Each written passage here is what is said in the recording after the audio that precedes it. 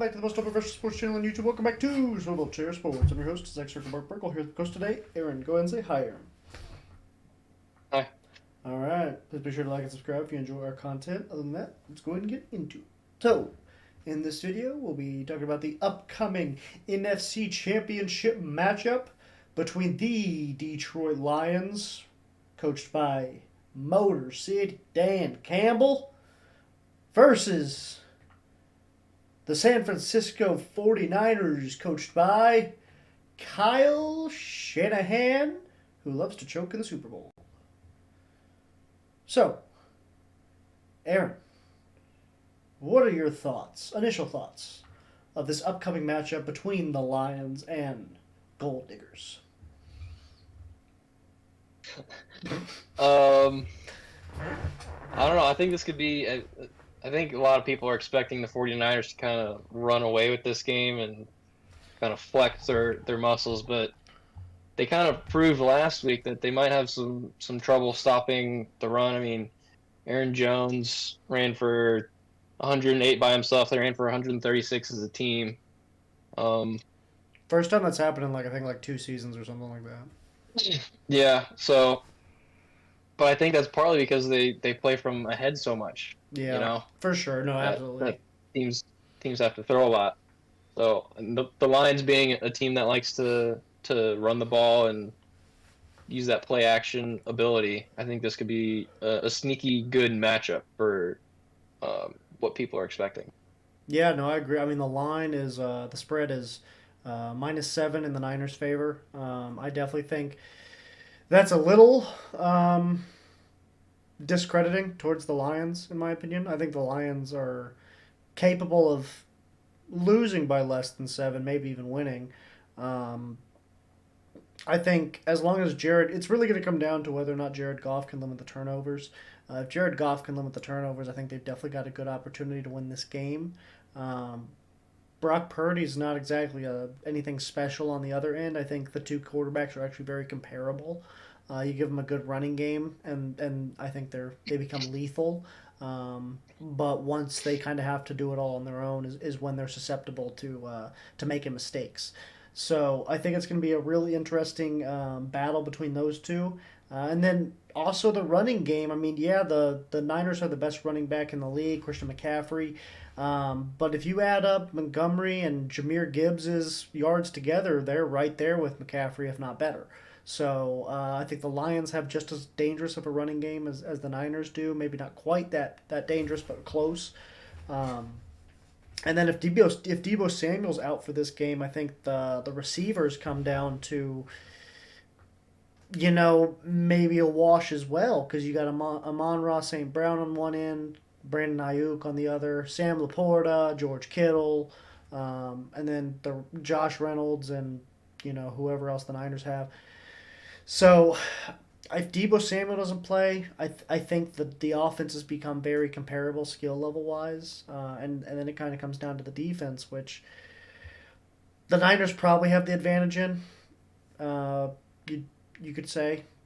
I mean, the Lions have been known to give up a lot of passing yards this year. They're pretty susceptible to the pass. Um, However, that's not exactly the Niners' bread and butter. The Niners' bread and butter is the run game.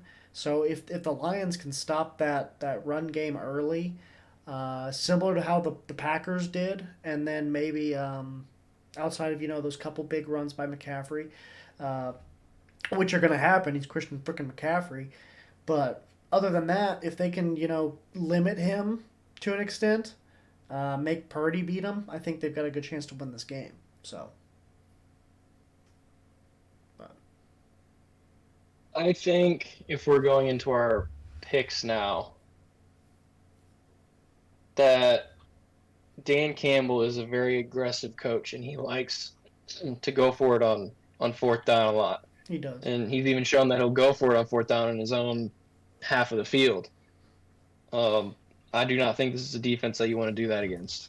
This is a very good defense with all jokes aside about their running, you know, giving up 100 whatever rush yards last game. That was the first time in a long time that they'd done that. Yeah.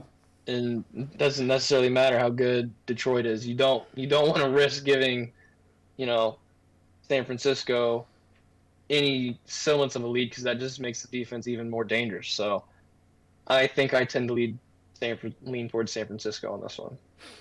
Yeah, I think that's fair.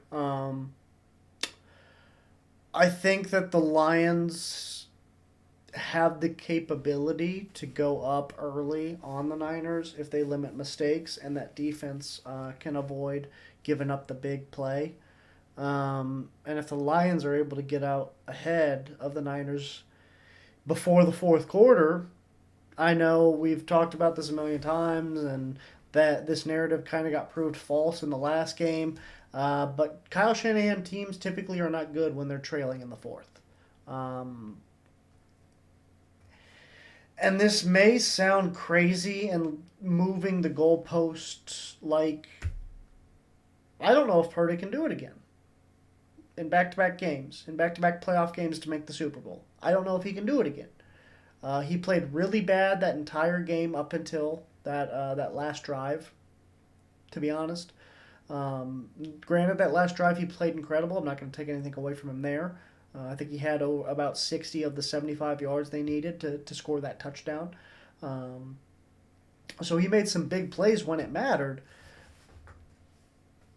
And it may sound crazy, but I don't think he can do it again.